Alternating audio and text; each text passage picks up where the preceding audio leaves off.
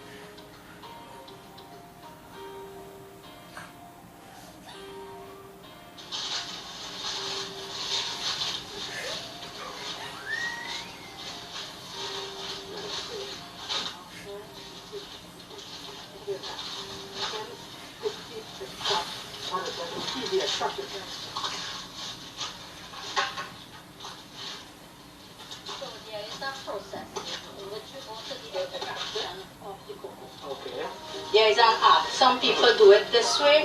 This way I don't like it. I don't feel like I have control over it. Every cocoa farmer will have his or her own technique. So this is mine, but you work with average. So I this way, no cut seeds or anything like that. You could also taste. Oh, and we must ensure that no bruise, no cut on the beans itself. Yes. Yeah. This looks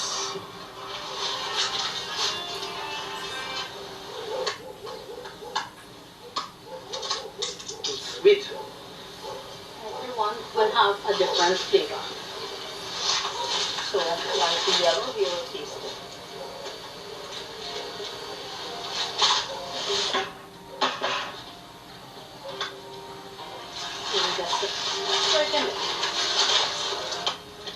You will get the opportunity to try those. Taste. You'll taste the difference in the flavors.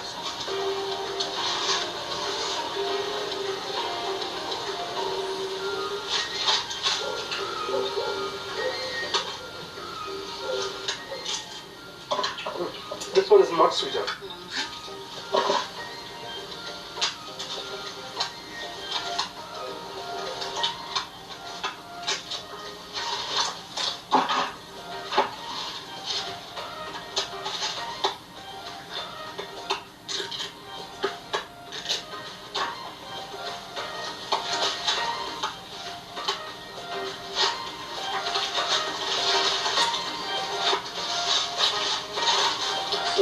This way.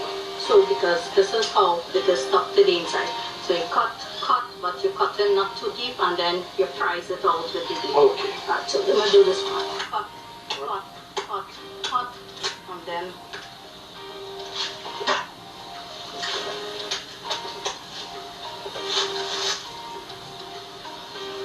be careful with your fingers on. Alright, cut right around if you want to, but you try to avoid it falling on the ground.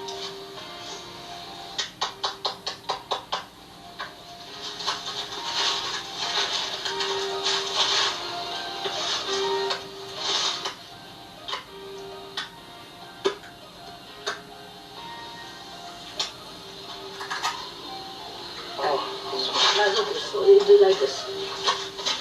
You have an arc, everything. Last one.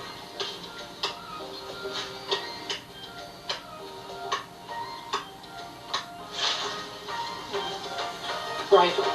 Yeah, right. Over the bar.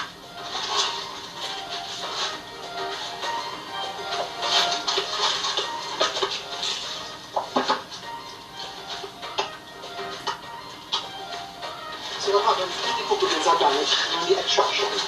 Immediately you dump it.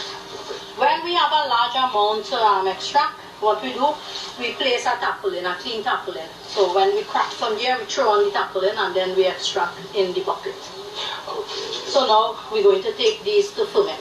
To the fermenting process? Yes. Today we are in the Rio Claro district where we are going to be learning how to make traditional cocoa tea.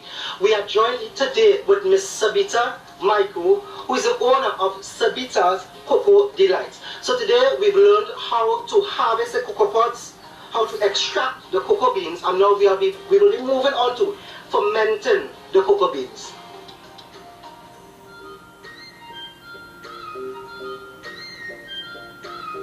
So in cases like these, when we have small batches to ferment, we use the separators this way, and then we insulate for heat.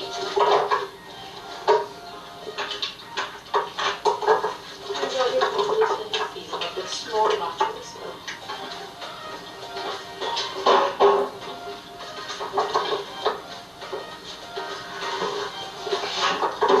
Make sure we remove all the placenta, which is called nuts.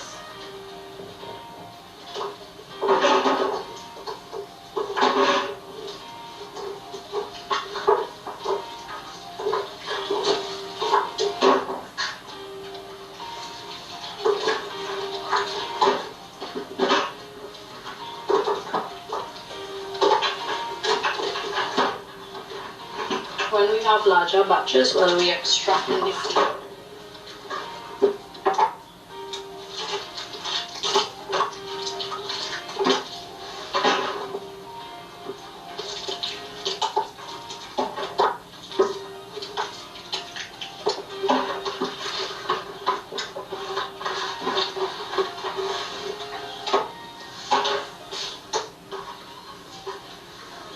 So we leave it to drain a bit. Sometimes we leave it open for 2 hours to attract fruit flies. Fruit flies, which is known as sour fly. You know when you have bananas, whole, pawpaw, mango, you see these little, yes, they just call it fruit sour fly, but we call them fruit fly. They are very important in the fermentation process. Like this now, we leave the beans open for probably 2 hours to attract them. So while we keep adding beans, they will come, they will get this smell. So it's sort of layering. Yes. So you put in a set of the cocoa beans, leave it over 2 hours, let it sour flies, drain, yeah. and the sour flies, right? Yes, so when the sour flies, they come, they play an important part in the inoculation process to begin fermentation. Right. So we leave this while we go on, we get more cocoa beans. Yes. To top up. Let's go, guys. So after we extract the beans, we ferment them, right? Yes. What's the next process? The next process is we air dry them in the dry house. After 3 days, we expose them to direct sunlight. Okay, so after extraction, we put them to ferment. Yes. And then we put them to air dry. Yes. For how long? So 2 to 3 days. On the 4th day, we expose the beans to direct sunlight. Okay, so now we do the cut test. We look at it perfectly even ridges, so we know that the beans, they were fully fermented, but yet still they need some more drying. Probably at least 2 days direct sunlight.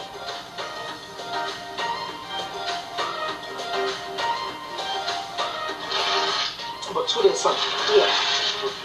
And in the room where we ferment the beans, how long? 6 days. 6 days. So after 6 days in the fermented room. Okay, so we put the beans to ferment today. Tomorrow we leave them to drain and fermentation will begin. Then we turn the beans on the following day. After that day, we leave it again. We turn it the second time. We skip 1 day, we turn again. Then we leave it again 1 day. And on the 6th day, then we add the beans. Okay. Given good weather, sometimes if the weather isn't that nice on rainy days, well, we may have to ferment an extra day or ferment on the table even while we air, you know, it's a tricky process then, but we are skilled in. Right, so After it's fully air dried, what's the next step? After air drying, we bring it out in direct sun. And after?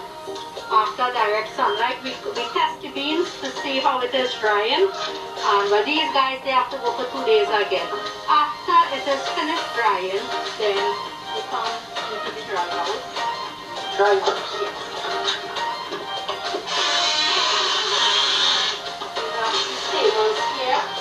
And this is where we have batches of our beans. Yes. So this is after drying in the sun? This is perfectly dried. Perfectly dried? Yes. Then we grate the beans on the table here. Graded? Yes. What are the parameters of graded beans? Grading, my beans, they don't really need grading, but because it depends. Yes. It all looks pretty. These were also washed with a vinegar washer. It depends on the weather. We wash them. What's the purpose of washing the beans? Just to get them looking really nice, but it doesn't alter. Okay, from here you'll see these. Every batch will be different. If you smell, you will get that raisiny smell of all. So these beans here now, they have to be weighed and put in 2 mil bags and packed, and it is ready for sale or for chocolate. And that's it? And that's it. Okay, so what's the next process? Is there another process where we... Yeah, well, okay, so guys, today we're going to use some of these beans to make traditional cocoa tea, chocolate ball. Okay.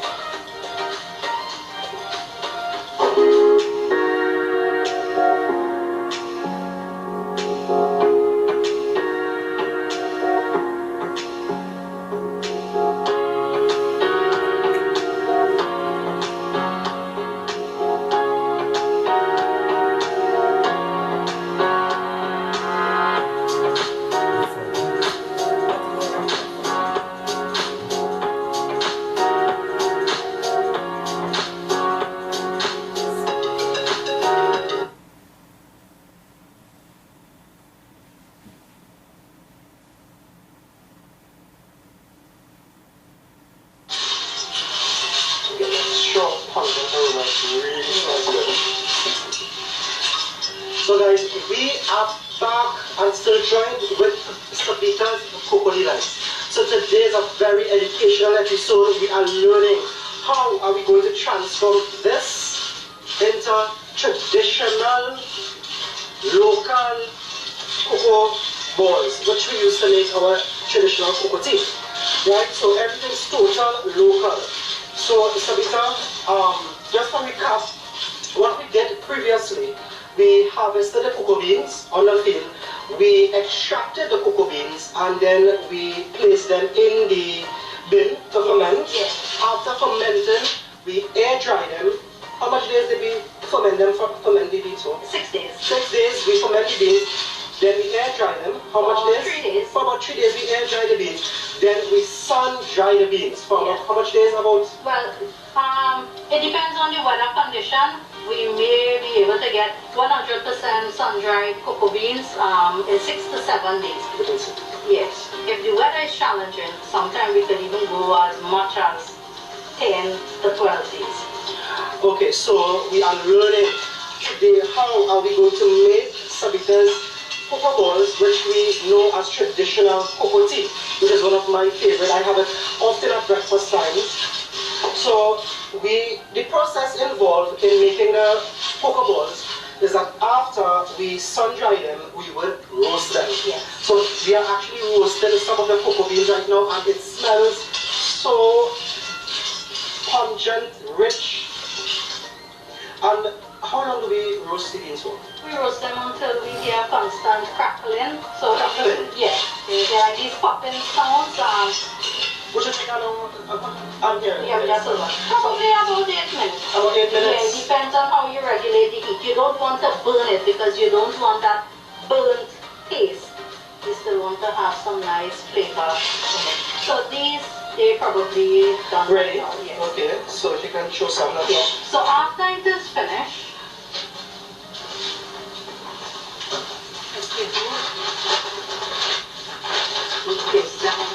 this. Okay, okay. Will let it air out? Sometimes, yes, sometimes we do. So we put some here. We have the rolling pin.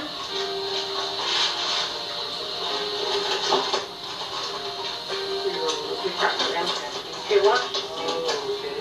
So, because the next process is going to be milled. It's going to be milled. yes. So this will help with the milling process. So, like this. You hear it? Yes. So, it's like a packs. Yeah. Packs. We get the nibs. It smells so rich. Now, Rio Claro is known for their high quality, fine flavored cocoa. The microclimate down here is very, very conducive to really real quality tasting cocoa beans. So this is after we shell them. This is what we get. Okay, so we shell them. So this is cocoa nibs. So we call it cocoa nibs. Yes. So after we roast the cocoa beans for about 8 minutes. Yes. Then we shell it. We just use a ruler. We just we pop them. Pop them a bit, and then we separate. So this is what. Yeah. So it's the inside, right? These were already winnowed also. You know, you have to find them. You have to make sure and remove the outer shell from it also. Right. So these, they are ready to. So this is how it looks actually after it's patched, right? Yeah. Make sure you didn't. This is the nibs. This is the nibs. So remove the outer shells. Yes. And this is what we use it for the nibs, right? So this is actually the inside. Yes. This is what we're going to make the chocolate ball. So the next process now is milling of this cocoa. So we call it cocoa nibs. Yes. Cocoa nibs. And now we are milling the cocoa nibs. So we place the cocoa nibs in a mill.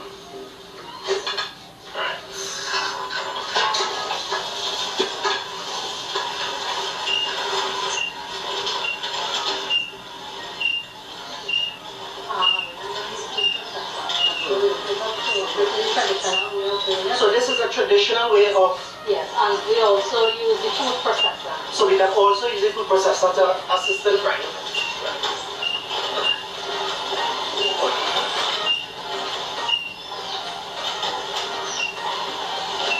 I did a lot of this growing up, grinding dal, making dal free.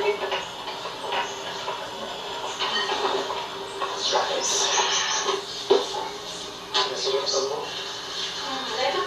Put some more inside here. It's very soft. It feels.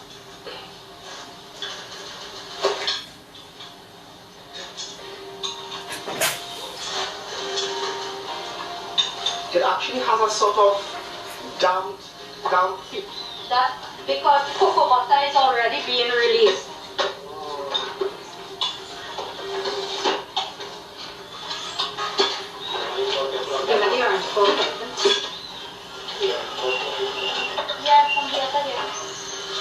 Yes.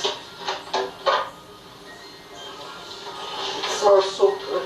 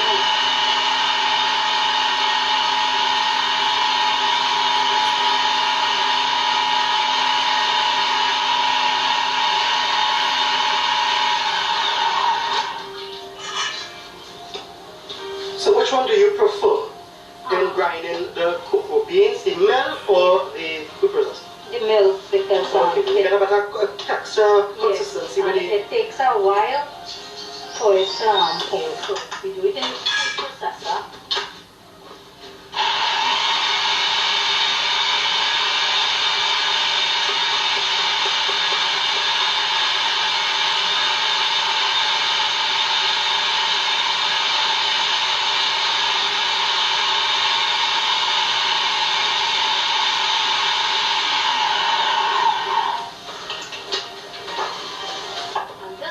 But now, in order to get it to really hold, we have to come back to the mill to do the second milling. Yes. The second milling is important. That is the one that would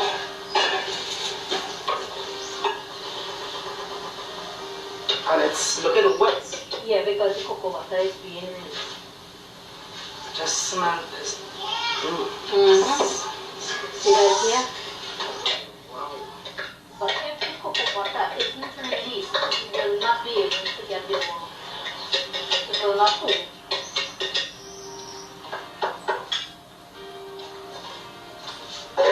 So this is why the roasting is important. Yep. So it's not here is where you're going to add some mussels now, because we need the second milling in order to get our chocolate. Alright.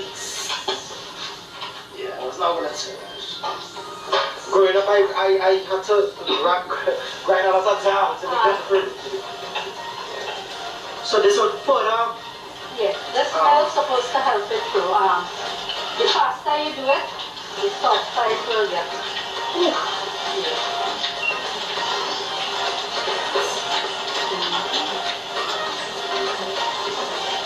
Right. If you observe, this is Coca-Cola. Yes, yes.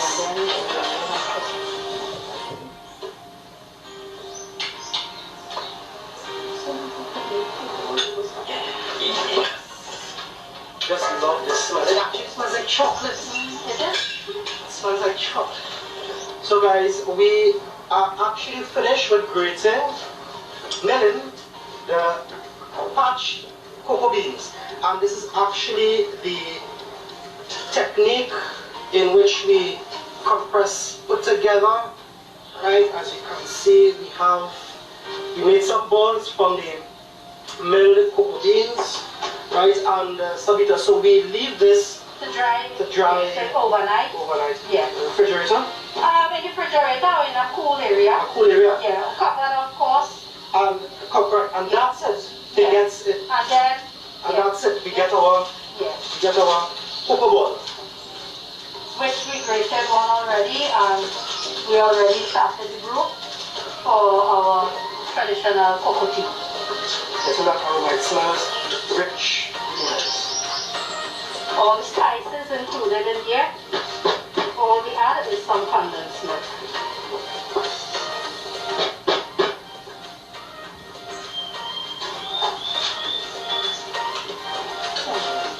Smells nice.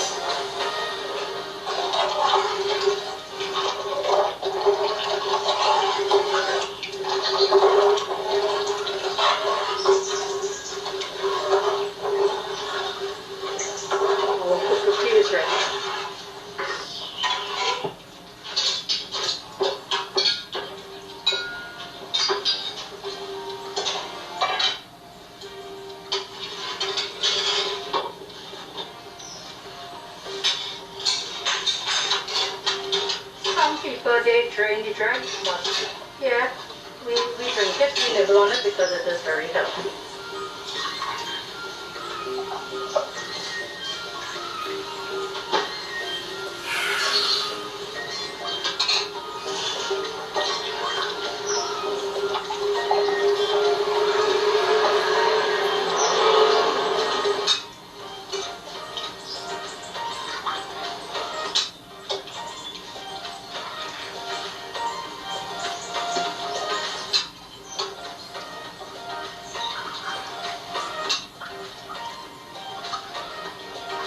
And there you have it, a nice hot cup of healthy Sabita's Cocoa Delights cocoa tea. It smells really, really rich. So let's taste, let's try it.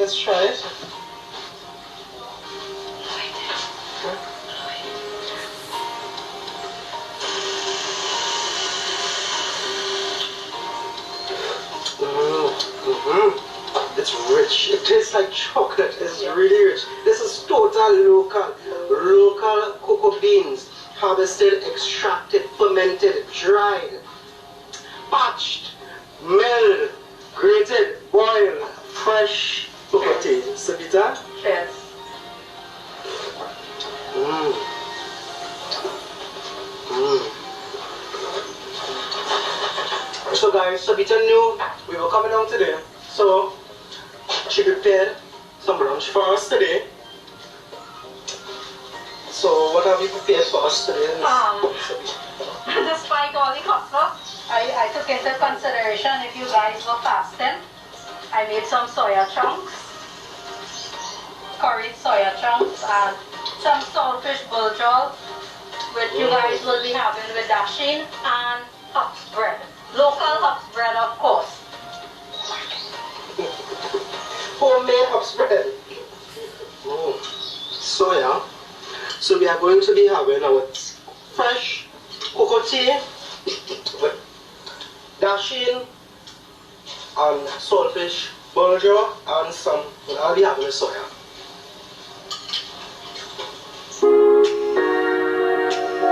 How do we make local cocoa balls? Sabita, so we went through many processes today in making our cocoa balls, right? So I know we started with harvesting the cocoa pods, we extracted the cocoa beans, we ferment the cocoa beans for about how much days? 6 days, you noted. After that we dry the cocoa beans, and then we air dry the cocoa beans, then we sun dry the cocoa beans. Then we patch the cocoa beans, then we mill the cocoa beans, and we just form our cocoa balls, as you can see, right? And one thing that really amazed me is that we did not add sugar. We did not add sugar to the cocoa balls, right? We grated and made the tea, right? We just added condensed milk, and you actually get this rich flavor. And we did not strain the cocoa tea also, because that way you get the cocoa nibs and you nibble on it, so nothing is really wasted. So in terms of variety, I've seen different color cocoa pods in your field, and those of you who don't know, TNT has one of the most fine flavored quality cocoa beans in the world. I know we have some varieties. We are known for the Trinitario, we have the Criollo, the Forestaro. Can you please indicate some of the varieties that you have on your farms, and maybe the best one that you keep your eye on for processing? Well, at Cocoa Delights, we have 5 acres of cocoa plantation. Our estate is approximately 100 years old. 100 years old? Yeah, approximately 100 years old. What we have here is single origin. We don't mix our beans with any other, so we have our flavor profile also, which is a fruity floral. The smells you get when you open the jute bags in the dry house, all were the same, you know, and we got these tested at CRC together with Cocoa Development Company. They play an important part in educating us when it comes to Cocoa Ministry of Agriculture. At Cocoa Delights, we have the older ICS trees, and we have some of the newer TSH. The ICS is the Imperial College Select, the TSH is Trinidad Select Hybrids, and these we have some Criollo. Our estate is very old, hence the demand for the flavor of our beans. Our beans are in demand. We sell some locally, we sell some internationally. Our main... But were you not nominated for some award?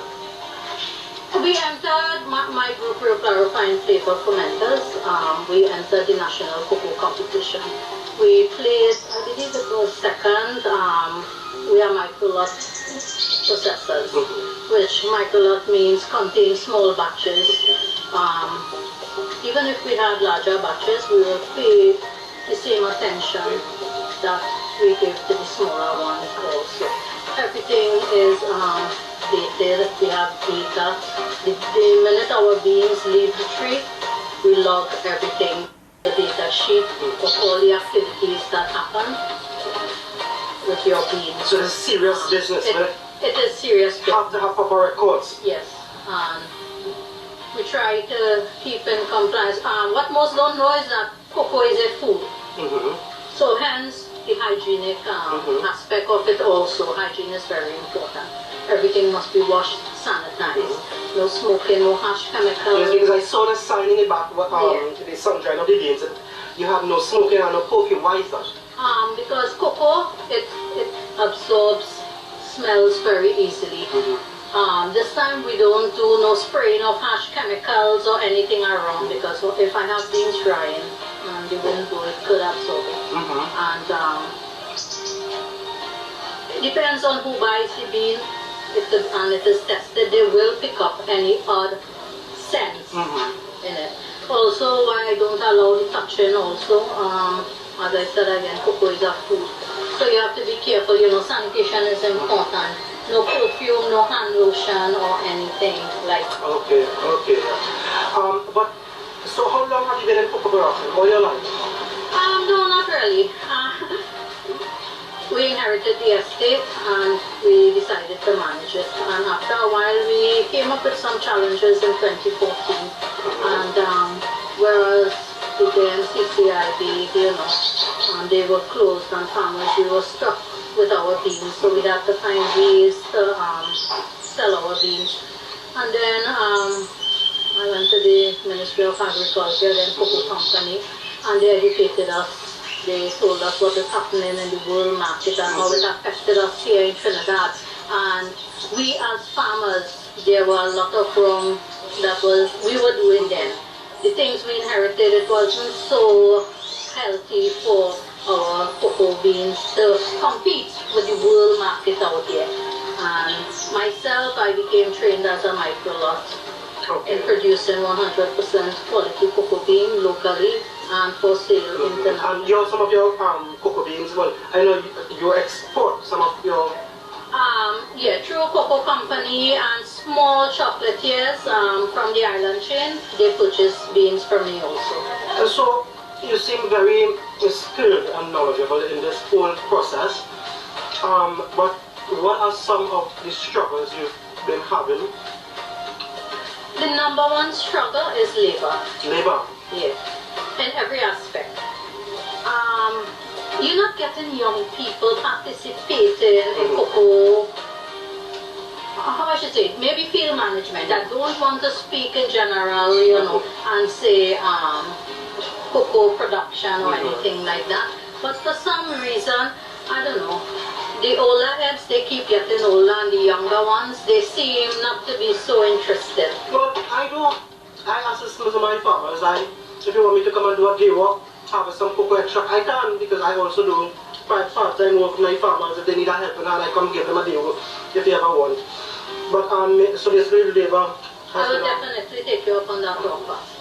So, once you provide lunch, that tastes so good. This is actually absolutely delicious. Yeah, next time I start a roti, tomato, sugar, and of course, cocoa tea. Of course, coming and making sure I do what they work. So, in terms of, when we walked through the field, and I picked up some of these pots. Now, many people pass cocoa fields. They always see the cocoa beans on the trees like this, right? And I know this is one of the most devastating diseases of cocoa production in TNT, and I believe it caused significant impact in our cocoa production, our scale of production back in the early 1900s. So has this been a major challenge? No, but this guy, he is not so bad.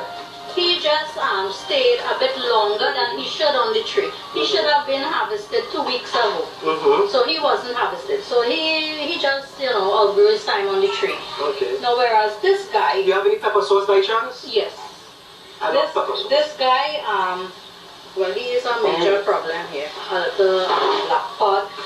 Sometimes this may occur with the weather system that we are having. Sometimes too much shade.